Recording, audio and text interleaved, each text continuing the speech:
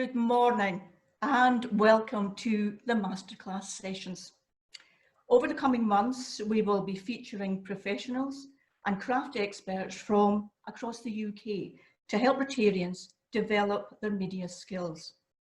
Today's focus is on public image, obviously, but it's about telling the Rotary story and branding. Very important. Check the thing out behind me. Now, there will be an opportunity to ask questions. We're using the Q&A function. We ask you that you just type in your questions and we will answer them. There'll be an opportunity after each panelist. So we want to get the debate going. We want you to talk about your issues, talk about the questions, anything that's come up. So our first panelist is Dave King. You'll know Dave King. Dave King is the editor of our Rotary magazine. Now you'll see, what you've seen really is a huge difference in the feel and the professionalism of that magazine. It's very good. He actually spearheaded that. He's a top man. He's also a university lecturer in journalism, and he's the immediate past president of a Rotary club. Couldn't see the name there. And he's got a long, distinguished journalistic career. Now, Dave believes that we need to communicate effectively and efficiently using whatever media works for you and in a language which is easy to understand. So Dave, welcome to the Masterclass sessions and over to you. Irene, good morning to you. Thank you ever so much for inviting me to speak to Rotary in North West and Isle of Man. It's good to be with you. As you will have noticed, I am a soft southerner. So if any Northerners need subtitles, please hit keystroke 1. And Irene and Phil Dyer, who's operating behind the scenes, I've known them for a little while, and with their Think Differently, they came down to speak to a district conference in Portsmouth about 18 months ago. And Think Differently, I think, is a template for progress to ensure that Rotary remains relevant. And I think the worst phrase I know in the English language is that's the way we've always done it. And I think what Think Differently does, I think what these masterclasses are doing, are helping us to progress and work for the future. So let's hope the technology works. Let me start sharing my screen with you. As Irene said, we've got some, if you want to ask questions, and please type away on the chat function, and we'll take as many as we can along the way. I'm aware that you've also got masterclasses coming up involving Peter Crone, who's going to talk about photography. Phil is going to be dealing about graphics, and I know he's got a piece after me today. And Irene will be talking about social media. So a lot of what I'm talking today will be the building bricks of these masterclasses, which is fantastic. So thank you for the introductions. Let's see if, whoops, I'm not getting. Okay, let's see if we get this. There we are. So to help Irene, I know that with the English-Scottish accent, the club I belong to is Elthorne Hillingdon, which is in West London, just outside Heathrow Airport there. So although I live in Portsmouth, I'm a bit of a nomadic Rotarian because I teach at the university campus of football business based at Wembley Stadium. I lead the journalism department there. I am a journalist by trade. Having worked on newspapers, edited newspapers across the UK, and whoops, jumping ahead there, you will, some of you may have seen me or joined with me and Nikki Scott onto the Together Talks, which I co-host on a Tuesday. Phil is behind the scenes there, managing all the technology, and Irene is part of the A team who is helping our marketing through social media. But what I need to stress at this outset is, like yourselves, I am just a Rotary volunteer. So, you know, we're all in this together, and we're all using our own skills to help us along the way. And I tell you this background not necessarily to impress, but to merely explain to you my background, since I'm invited a lot to give these sort of talks on this sort of theme. And 2 weeks ago, I was speaking at the Rotary International Virtual Convention with panelists from Singapore, Australia and America, discussing virtual tools which Rotarians can use to build membership.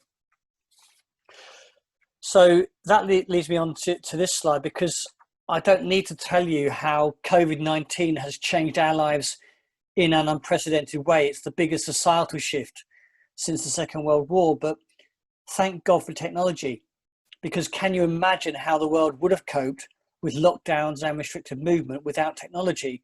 Rotary would have been in a complete shutdown 20 years ago.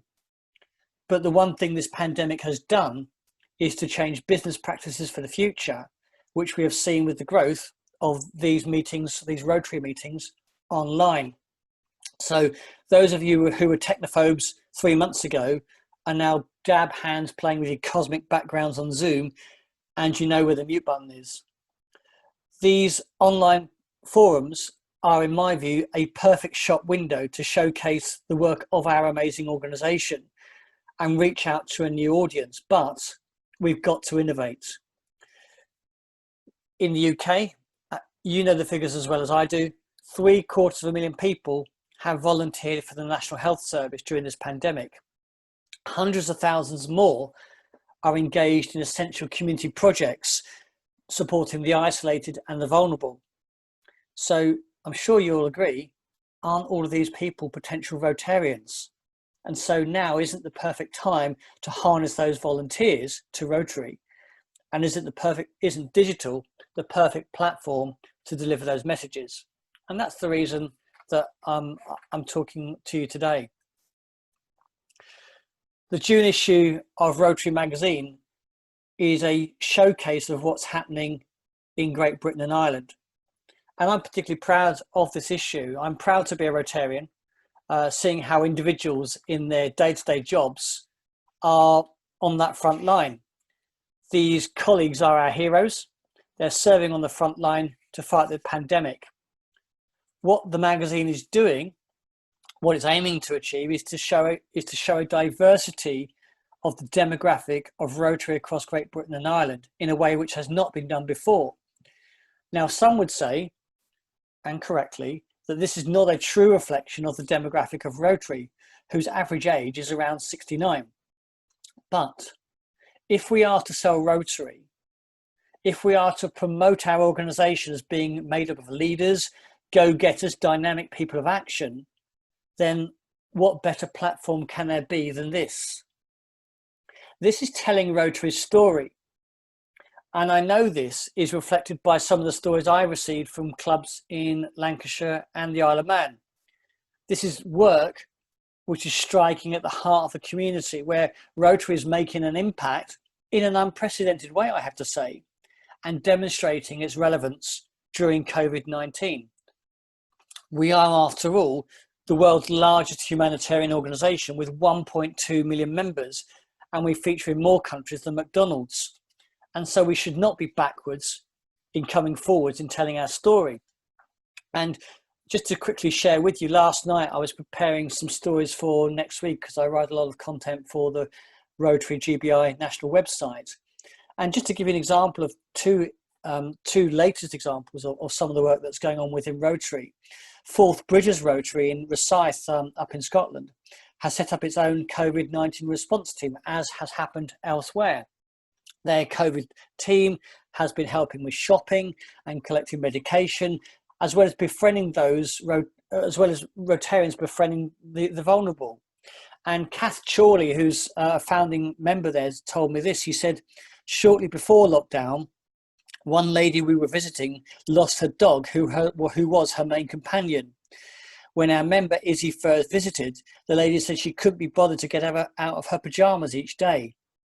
As it so happens, Izzy also volunteers with a dog rescue team. In due course, they rescued the little dog and asked the lady would she like to foster it. Izzy took the dog to the lady and said she would call back in a couple of days. When Izzy went back, the lady was waiting at the door with the dog on a lead and in her best clothes. Her hair was done and she had makeup. The lady said to Izzy that the dog saved her life, which has now been adopted. What a brilliant little story there. And in Wales, if I can just share with you one more story. This came just yesterday. In South Wales there, they have been working closely with a radiologist at the Cardiff and Vale University Health Board to fund new style intubation boxes, which allow staff to continue routine operations which had been stopped during the pandemic. Now, according to the Southern Wales Rotary past District Governor Peter Hamilton, each box costs £60 and has been successfully used on more than 40 procedures. Each club in the district donated £100 to fund at least one box. So can you see, well, clearly you can see what phenomenal, what a phenomenal impact that Rotary is making in those communities by simply, doing simple things, not just with money, but doing. And surely those are the stories which we should be telling. Suddenly, the word Zoom, and we're on Zoom today, has become a verb, as in the phrase tonight we are Zooming. Zoom as in the communications portal, and I thought Zoom was a song by the Fat Larry's band back in 1982. So those technophobes who a few months ago couldn't operate a TV remote control and thought Syria was a war-torn country in the Middle East have now been dragged screaming and kicking into the technological age. And I suppose for a lot of us, we're saying, what's the fuss all about? For Rotary, and I'm pretty sure we're all in the same boat here, we've attended quite a few Zoom meetings since last March.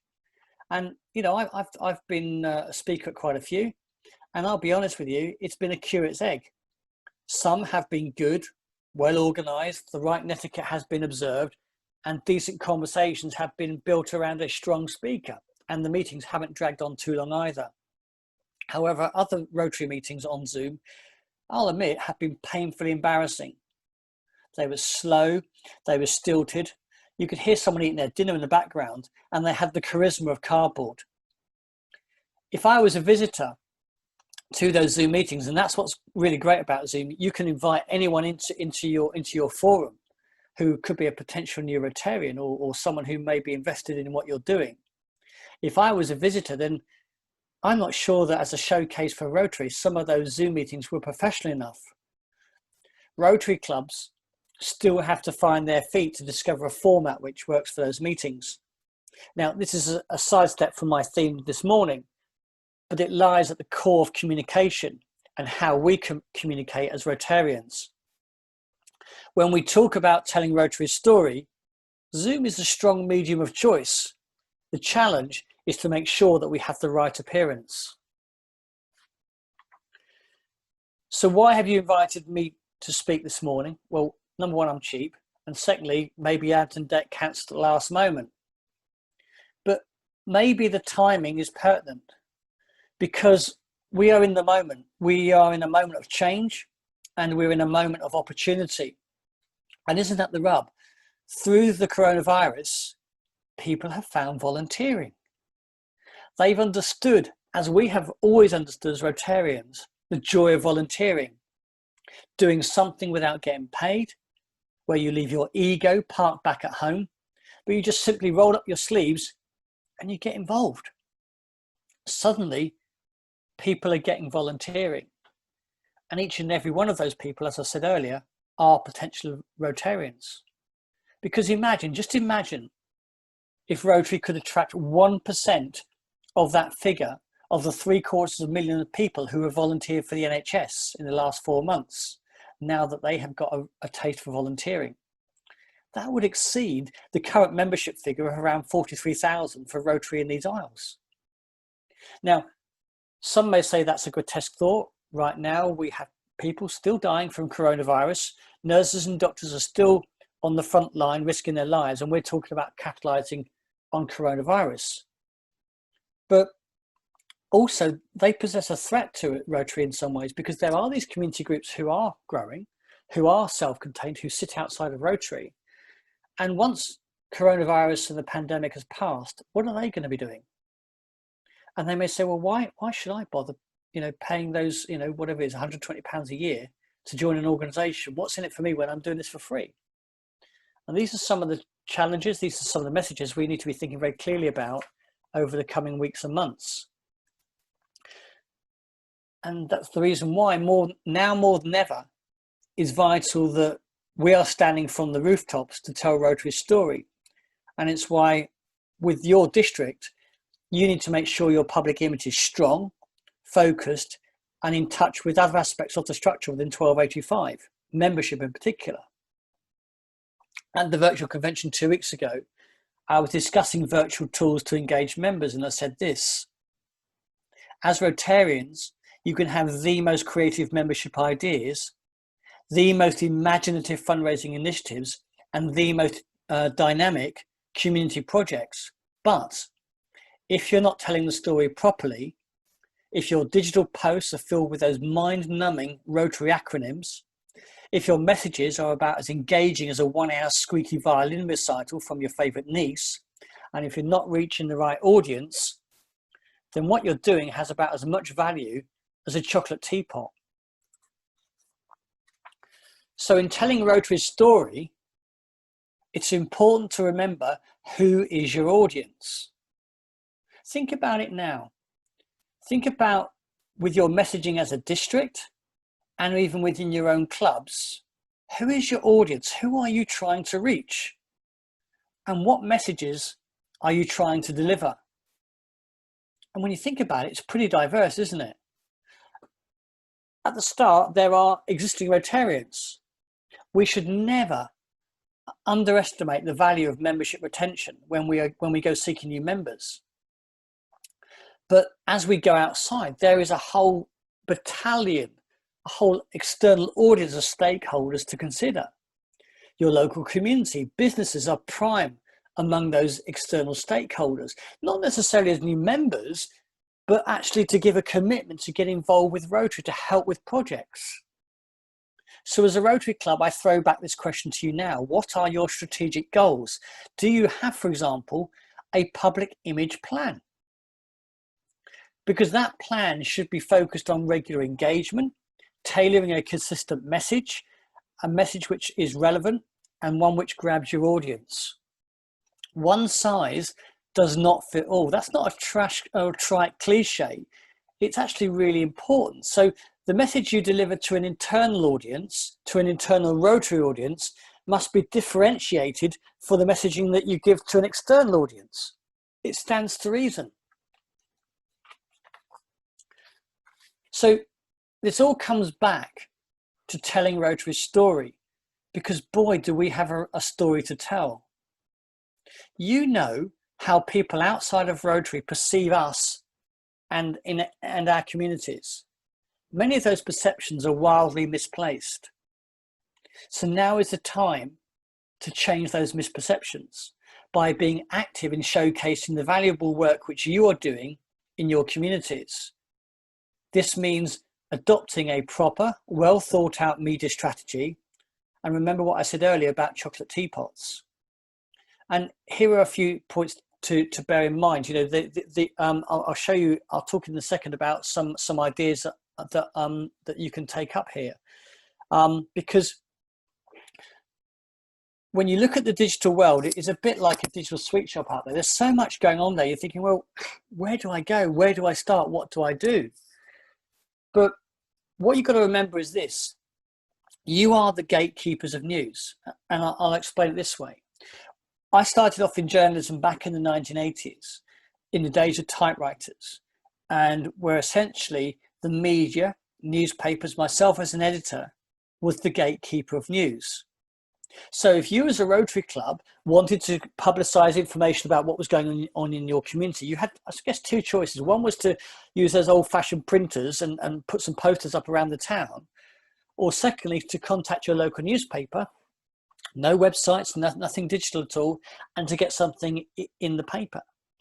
And ultimately, depending upon how good your contacts were and whether the editor liked you or not, depending on how much coverage you managed to get in the local rag. Well, that's now all changed, because thanks to the advent of digital media, thanks to the advent, I was just reaching out from my mobile phone, which is on charge. Thanks to this, you are now the gatekeepers of news. You are now in control of your own agenda, because, well, yes, you can use your local newspapers, but they should no longer be exclusive, and actually their audiences are diminishing. But with the media landscape ever changing, you now hold the reins, because we now have digital. So if your social media, by social media I mean, let's say Facebook or Twitter or Instagram, if that is strong, you're going to reach an audience which you haven't found before. If your website is regularly updated and has got good, strong news, again, that's a way of reaching out to your audience. And it sounds a bit like a Heineken ad, but you can reach out to the parts of your community which you've never reached out before. But you've got to do it in a strategic and a thoughtful way. So, and I'm happy to discuss some more detail along the way, because what I put here is basically the kernels of a different presentation that I give on a very specific media strategy which Rotary needs to adopt. But in some ways, if I can say just one more thing about this, there's a phrase in local media called user-generated content. And this is some sort of really naff byword for all newspaper publishers now. And what it is because news organizations are losing journalists. And I know one of my old news organizations, Newsquest, has just announced that they're shelving a load of journalists because advertising revenues are down. They're relying ever more on what's called user-generated content.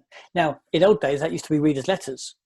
But actually, if you are presenting really good press releases, really good stories, nothing more than 350 words long, written neatly and in perhaps aping the style of your local news organization with some good pictures, if you do that and send it through to the right contact there's a very good chance it will go in there.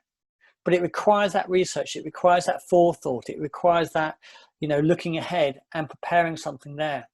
But as I say, news organizations step to one side. You, using your social media, your digital media, your websites, are in control of the agenda right now. These are the last few slides before I'll hit some questions if you've got some. These are a few tips that you need to remember from my point of view as far as communications. You've probably guessed that I just hate acronyms. I mean, I'm just amazed when I get emails from people which literally are listed with that. It's like alphabet soup. I do not have a clue. So don't assume your audience knows what they're talking about. So don't talk in acronyms, and don't assume they know anything actually, because as I say, if you assume, it makes an ass of you and me. So do try to engage. Start from the basic premise and tell a story. I think you want to be polished, you want to be professional. And again, I can only say for my mailbag, I get some illiterate rubbish that comes on my email from Rotarians who should know better. They're supposed to be professionals. So do make sure that what you write is spell checked, English spell checked, not American spell checked, and make sure that it says what it needs to say. And sometimes you might want to put some notes at the bottom about your club or organization, so you give a bit more context to the journalist or to any external stakeholder. A final piece of gratuitous advertising. Together Talks has been going from strength to strength. If you haven't seen the show, try it. Tuesday evenings, 19:05.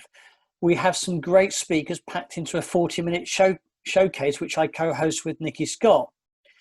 The sessions are audience-led, and I know a few Rotary clubs are structuring their meetings around the Together Talks or using this as a resource at another time. We use social media to promote Together Talks. Eventbrite is employed as a means of registration and for sourcing advanced questions. And a library of Together Talks can also be found on the Rotary in Great Britain and Ireland YouTube channel. And just to add, this is not a COVID-19 project. We're in this for the long haul because we believe Together Talks is projecting the modern and attractive face of accessible Rotary. We're looking to innovate and we're looking to move things along all the time. And this is a way of telling Rotary's story and reaching out to a wider audience. I've often felt that in Rotary, public image is the poor cousin. It's often ignored and it's often sort of just left in the corner. And which is why I'm really delighted to see what you're doing with this series of seminars looking around public image with photographs, graphics, and social media. Because if you can really take a lot of the material that's coming out of these masterclasses and applying them in your clubs and within the district, then you'll be far better in telling Rotary's story. Because now is the time to think differently. Now is the time to think strategically and to tell Rotary's story loud and proud. Thank you very much.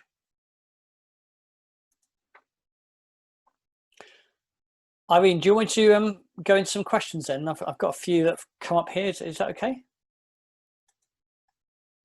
Okay. I've got from District Secretary saying plenty to say about Rotary, but where can we say it to reach the COVID-19 volunteers? Quite plenty to say about Rotary, but where can we say it to reach COVID-19? Well, in some, I'm not quite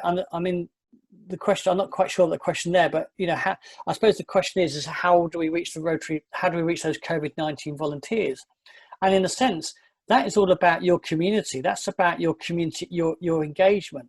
Now, the thing is, if you're starting from a standing stop now, it's going to make the work that much harder. But what I think you need to be thinking, okay, if you're talking from a Rotary Club perspective, when we talked about that digital sweet shop, to my mind, and Irene I don't know, Irene, you might want to come on this one actually, since it's social media, but I would think that your key social media platform for me would be Facebook and LinkedIn, Twitter possibly, but I wouldn't really run with anything else.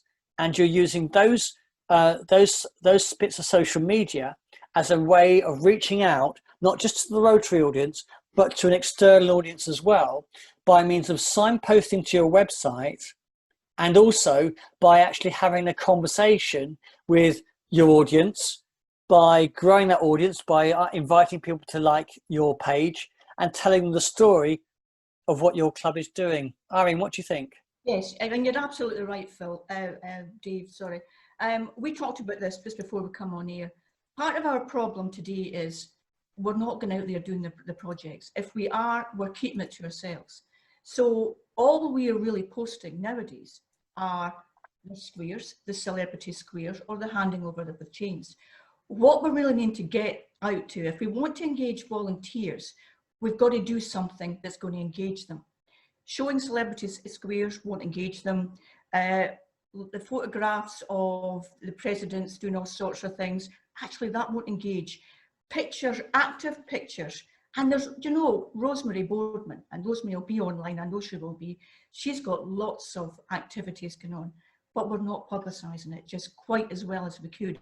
And as you spoke of earlier, our platforms are Facebook, our platform is Twitter. Not so much Twitter, but certainly Facebook, that's the main one. And it's about looking at what you're putting out there as outward facing.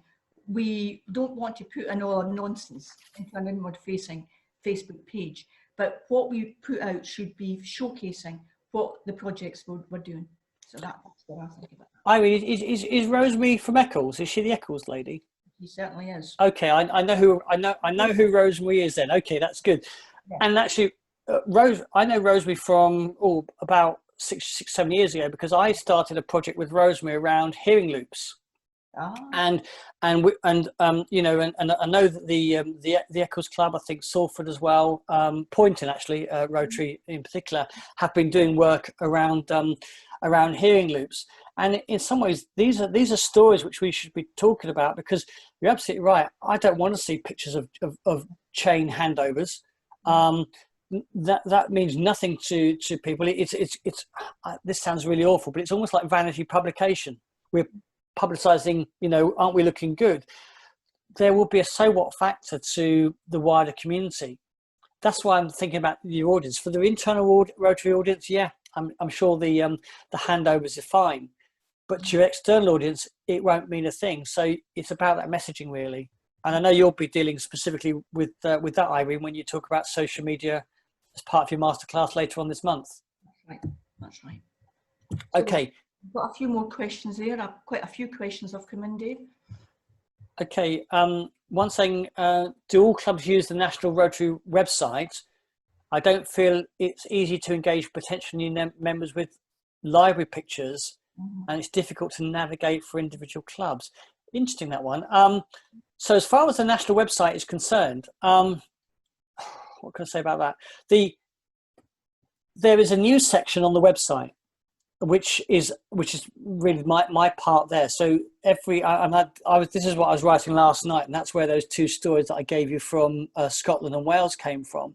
So that's constantly being updated there to tell the Rotary story. In terms, I'm not sure what they mean by library pictures. There's a lot of graphics up there. There's a lot of materials that is available for clubs to use, and you know, not just within the Rotary GBI site, but the Rotary International site. If you go to the Brand Centre as public image leads, I'm sure you're aware, there are some great resources there to have. For a new member, I'm not sure that the Rotary GBI site is a good landing page. I think your own club website should be the landing page for them, because actually you're telling them what are we doing, what's in it for them, and what's relevant for them. And this is from Chantal, and thanks for the question, Chantal. You're saying, are there any good standalone sites to look at? Well, you can never, I wouldn't say my club website is a paragon of virtue. It's called Elthorne Hillingdon, and we put up there, I produce a weekly newsletter there, and that may be something you could have a look at, perhaps. There's a good website, I think it's Plimpton, which is another a good website down in Devon. A lady called Sam Cross produces a really good example there. Irene, have you got any good examples in the Northwest? Do you want to give a shout out to any of those? I wouldn't want to put them up as exemplars. There are some good ones. There's some that are better than others. There is no doubt, I think, work is needed in all of our websites, because, as you quite rightly said, that's the first port of call. If anyone's looking for Warrington, Eccles, Prescott, they bang the website. If your website's pants, they're not going to go any further. So we can do all we like with social media, but we've got to get that website right. So I'm sure they're up there. Now, I've seen a great question here from Lee Wolf, and Lee says, Facebook is our main social media platform. My concern is that my kids won't touch Facebook. They seem to prefer other platforms that are on. A band of 20 and 30-year-olds to your club. That ain't going to happen. If you want to do that, try TikTok. That's a good app. That will work. But you might as well be whistling in the wind.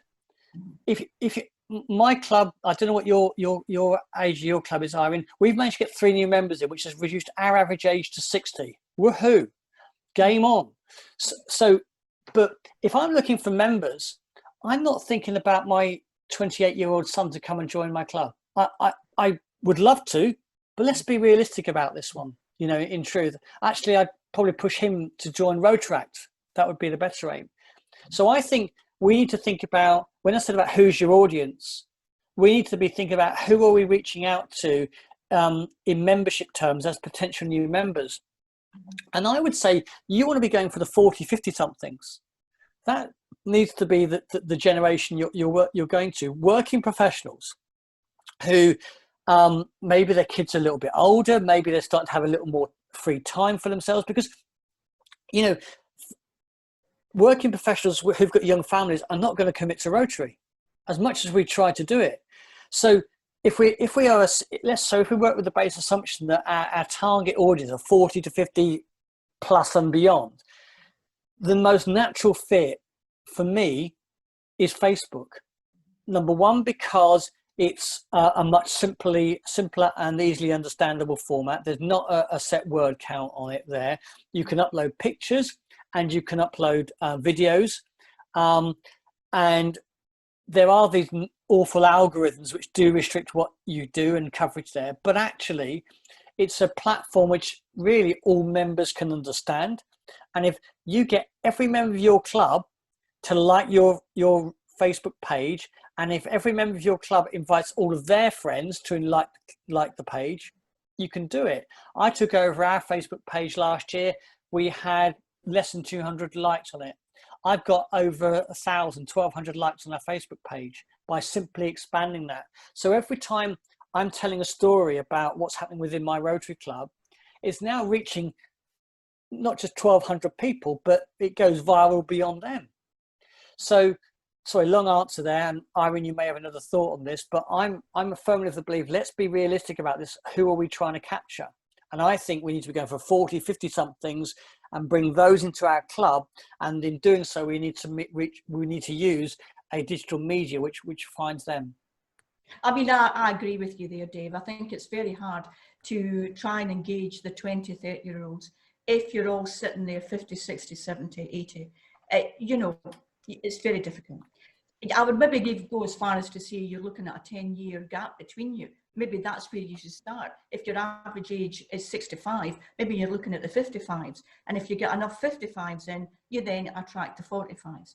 It just depends. But a lot of it, again, is around the activities in the club. You might have a very older type club, but do young things that are very attractive. So it really just depends on that.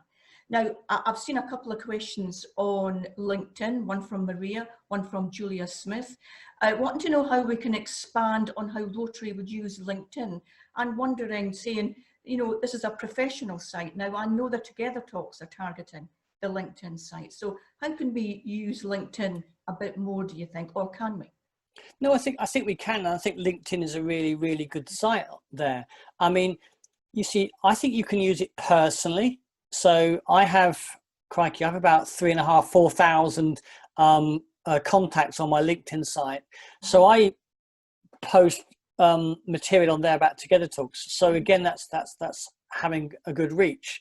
So I think individually we can use LinkedIn, especially if we're working Rotarians. We can use that because ultimately we can then reach out to our contacts to tell them about Rotary. They may not live in my Rotary Club's constituency area, but if it gets them tapped into another Rotary Club, then you're serving a really good purpose there. I also think that Rotary clubs themselves can set up LinkedIn pages, which could work there. There's nothing to stop them to do that.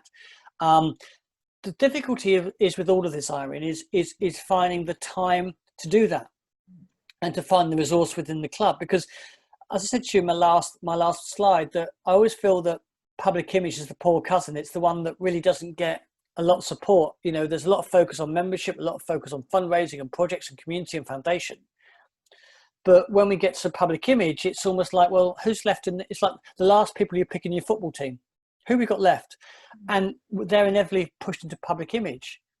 So I think we need to be nurturing public image very strategically there, and actually having someone, say, as a webmaster, someone perhaps looking at social media, even two people look at social media, because you want to be putting up material regularly. I'm not saying loads of material. I'm not saying 4 or 5 stories a day, but in a week, if you as a Rotary Club could be pushing stuff up on LinkedIn or on Facebook at least 2 or 3 times a week, and with pictures and with conversations and promoting what you're doing and signposting to your website, then that's going to engage your audience far better.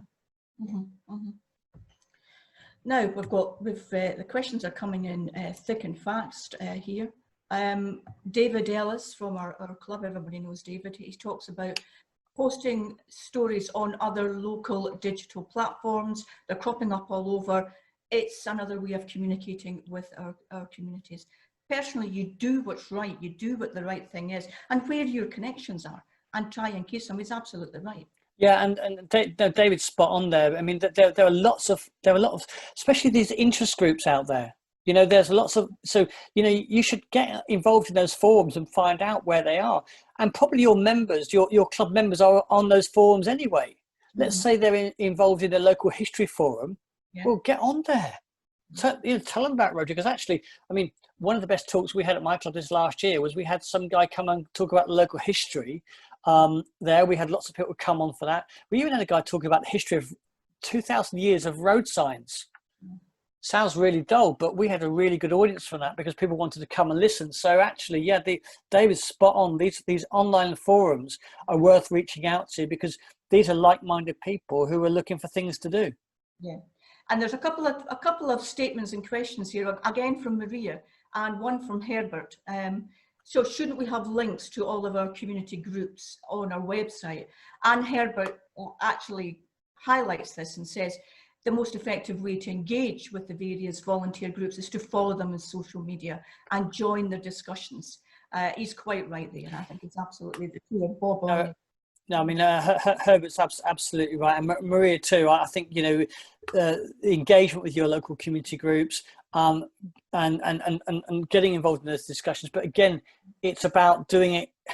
It's not like one of those New Year fitness fads where you just do it for a few weeks and then forget it. You've really got to be thinking about doing it, but it will reap its benefit, because these are ideal platforms. And once again, I go back to the gatekeeper principle. You are controlling the news agenda here. Mm-hmm. There's a question from Bernard Langham. I don't know Bernard. I think he's a lead district 1100. He talks about the website, and he's saying that people don't have time to read long essays on a landing page. They want to know the essentials, and this goes back to your website being relevant. It says some landing pages start with featured pages, whereas others start with about us. And it seems that we've been given a template and everybody's using it a bit differently. What would you say to that? Yeah, no, Bernard, it's a really good story. I have a few observations about websites here. Let me start with a really controversial thing by saying I think we actually overrate the need for district websites. And I'll tell you why I say that is, if anyone's looking to join Rotary, they're not going to look at the district website. If I want to go to Salford Road, if I'm in Salford, if I'm in Manchester, I want to join Rotary in Manchester, I'm not going to your district website to look at that. So actually, I think we even within my own district, I've had to say to them, look, you're trying to do too much there. The district website is actually very much an internal facing website, if I'm honest with you. Your club website needs to be external facing. And I absolutely agree with the notion about having these long running essays which read like War and Peace. They're an instant turn off. Your landing page, your home page, needs to have an about us. So a description about what your club is, where you meet, what time you meet, and contact details. Now, I put a phone number in there, which all this GDPR rubbish, but I put a contact number in there and I get people who call me, and I put my email address in as well, because I don't care. Just contact me. We've just involved 3 new members. So, you know, that's how it works. So I think with your club website, it should be a straightforward about us and a brief introduction. None of that president's message stuff. Put that inside, and then have links inside to, maybe I have a link on my website, on my Rotary Club website, which is a link to latest news. So you start off with nice short introduction. The template, there's a lot of criticism about Chris Sweeney's template, and I would say this, that you make it what it is. The website can work. It doesn't need to be fancy. It doesn't need to be smoke and lights and jangly stuff. Some good images on there. A good explanation about you, about your club, where you meet, what time you meet, who to contact. Job done. Yeah, quite right. Trish makes a point here, and maybe it's a controversial point too. Previous Rotarians did a wonderful job re-polio, but most younger people don't find it relevant or inspiring. Do you think we need a new major cause? No, I mean, it's a good one. It really is a good one, and we talk about polio fatigue, but actually, do you know what, we found a new cause, haven't we? Yes, with COVID, we have found actually that there's a wider engagement with the community. We need to finish polio. You know, you know, can you imagine if we gave up now? That would reflect really badly on Rotary. So we cannot give up there. But actually, there's a lot more out there which we could be doing, and it doesn't need to be big scale stuff. Again, apologies for going back to my club, but you know, bearing in mind the membership, we're thinking about what easy wins can we have with our volunteers now. So the biggest ticking time bomb in the UK is dementia. So actually, what about as clubs you set up, you know, dementia friendly campaigns? In COVID, it's something you can actually do. You know, actually, you don't need to be getting out there. You can actually do it from your comfort of your own home to start organising it. And once the lockdown eases, we can do far more. So I think, you know, there's been lots of calls about what other campaigns can we do. Modern slavery has been trumpeted as a campaign. Homelessness is another one, and I think they're all relevant. But actually, I think we within our own clubs can be you know, really focusing on the needs for our communities. So what may be relevant in, you know, in Liverpool and on Merseyside will be far different to what's relevant down the south coast where I am. So I think it's really important actually now to pick projects, because there was a question there about how do we engage those COVID volunteers. Well, actually pick projects which they're doing, pick things that are relevant to them. Yeah. We've got a couple of questions on Angela from Tameside is thinking about starting up Instagram and YouTube. Now I know in the district we're rumbling with Instagram, and we've certainly got a YouTube channel. Do you think that's a good idea? Where do you think that sits in all of this? Okay, so YouTube, it is the world's second biggest search engine. So if you've got good video material to put up on there, absolutely use that. But again, you've got to be having regular material to put on YouTube. And with the Together Talks, we've established a YouTube channel there, which is part of the Rotary in Great Britain and Ireland, and that works well. So if as a club you're going to be starting to video regularly, and that's very possible when we come back to face-to-face meetings, I always suggest again using the trusted mobile phone.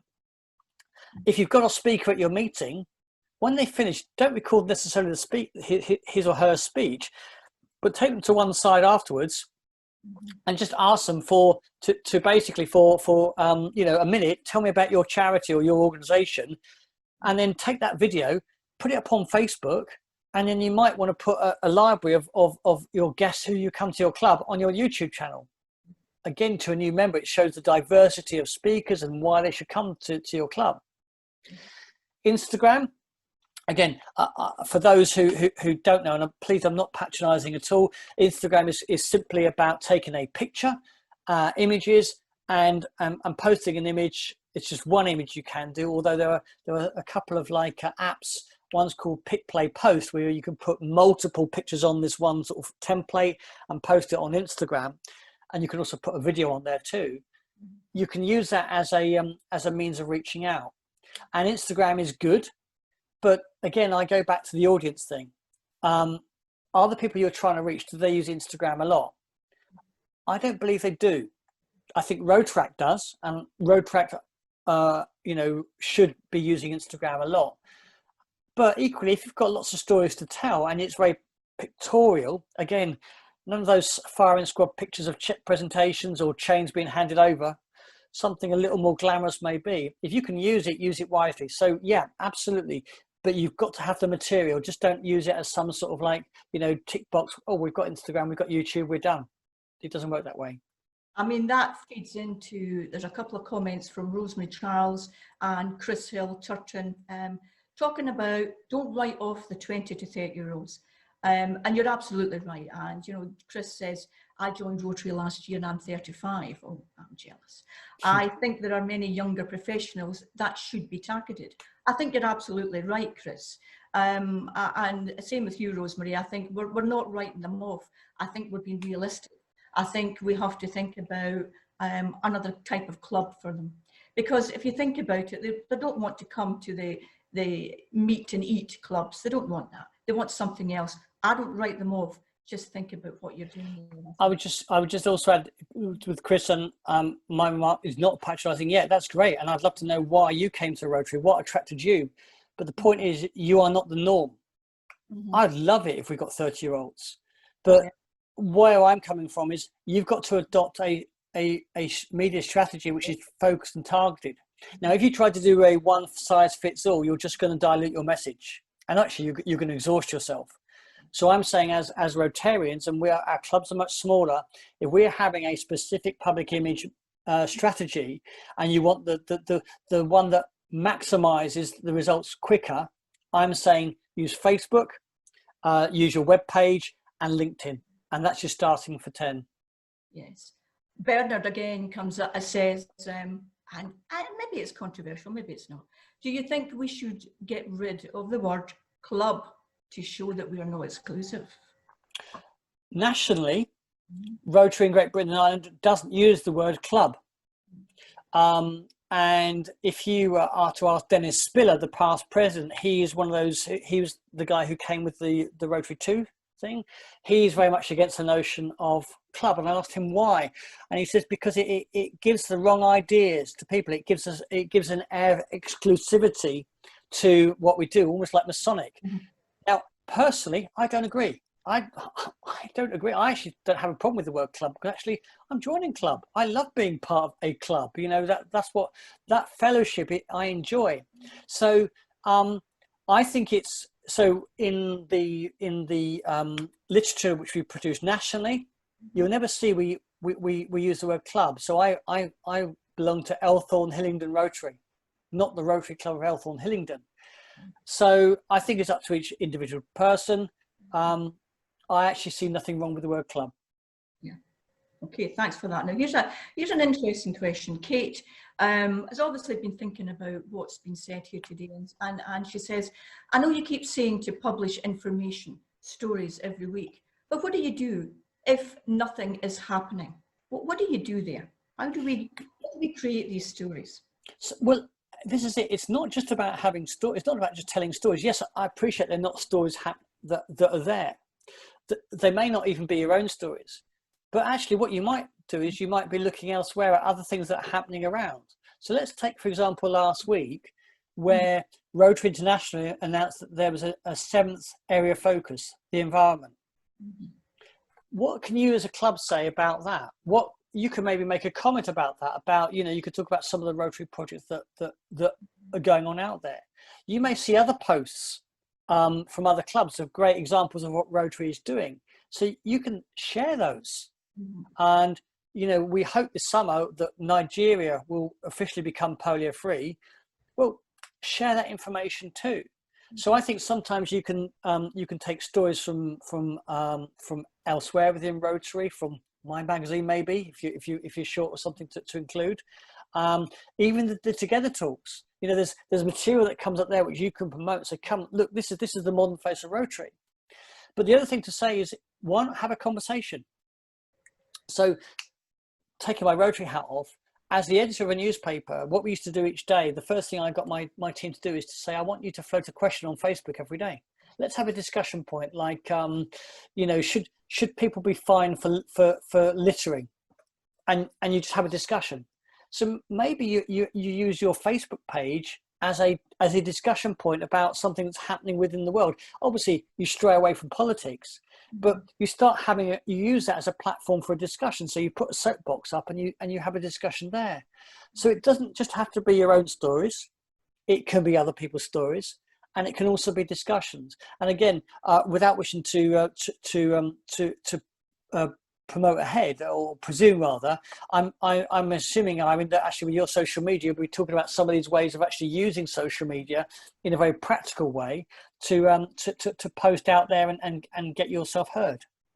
Absolutely. I mean, other comments here that we see here is, now Sue Pinder has, I think maybe struggling a wee bit, I think maybe us all are. Recruitment ideas, she says, recruitment ideas are all well and good, but have you got any suggestions on how to go about it and the strategies? Now, personally, I think this is something that we can take on with membership, and it may be something as Phil as membership chair can take on. But what do you think, Dave? Crikey. I mean, big thing. So no, it's. I mean, in the end, isn't it? It is all about membership. We live or die based on our membership, and public image is a means of reaching out to membership. And I can't give you a one size fits all. But again, I do apologise for going back to my club, because all I can tell you is about where our strategy is. So we have a university on our doorstep, and I've just finished as president for the year, and so since last January we've said, right, one way of reaching out to grow our membership is to reach out to the university. Now, we've done the obvious thing, we're setting up a Rotaract club, but also the university is one of our biggest employers in the area. We've reached out to them, so we've been starting to have a dialogue with our university to discuss with them about projects that we can work with them on. So not only can we offer them a RYLA, a Rotary Youth Leadership Award program, but also we've talked about doing a bursary, about doing awards. So actually we're trying to get some of the staff, and we've managed to get staff to come along to our meetings. So I would say to you, who's your biggest employer? Who's on your doorstep that actually you could get them involved? Bearing in mind what's happened with COVID, a lot of employers are now more aware than ever of corporate social responsibility. So actually, should you not be having a conversation with those employers and saying to them, do you know what, how can we work with you? Some employers do give their staff time off. We're not asking for time off, but are there projects which maybe that employer would like to do, which we can do with our skills base and to help them? So this is just one idea. And again, I'm sure Phil with his membership hat on will have other ideas, but actually let's look at what's around us and let's see who we can reach out to, because I believe there's a climate out there of people who want to volunteer, who want to get involved and volunteer. And one other quick thing just to mention, Rotary Community Corps. Now, Rotary Community Corps is like Rotary Light. And what this is basically where you might have a project involving volunteers, but who aren't members of your Rotary Club. So you might be doing a canal clearance. And in Hertfordshire, they've actually, Ware Rotary have got together a Rotary Community Corps as part of their COVID response team. They're not Rotarians, but they sit under the Rotary umbrella and they have all the public liability insurance. So again, you may actually find a project, maybe it's a canal clearance or helping to do something at a special school. And while you get a team of volunteers to come and do that, make it a Rotary Community Corps, introduce them to Rotary, and then transition them across to the Rotary Club. So there are just a couple of ideas. So we're coming to the end of the session. There's a few comments that came in. Linda Ord says that she believes that our volunteers are a bit frustrated because she thinks that 450,000 tasks weren't really given out. They weren't given out enough. So we've got frustrated volunteers. Perhaps we could use them. Brian Spooner from my own club is a great advocate for the community radio stations, and he's suggesting that you might want to contact them. Yeah. And David Ellis, last little word from him, he says, how do we stop clubs from using the big checks in the images? So there's more questions that we could answer, but we've got another presentation. It's just enough for me now to thank you so much, Dave, for coming on. It's been lively. And it's clear we've got new presidents and people want to ask questions. It's been very lively. But there's a couple of things, a couple of takeaways here. It's really a strong public image. Have a look at your website. I loved the gatekeepers of news because that is what we are. And to get a strategy, get a media strategy, social media marketing, just get that strategy. And it's individual. I like the idea that actually maybe the district website isn't the thing, it is your own website that you need to be looking at. And it all links to membership and it all links to volunteering. So thanks ever so much for that. That was very lively.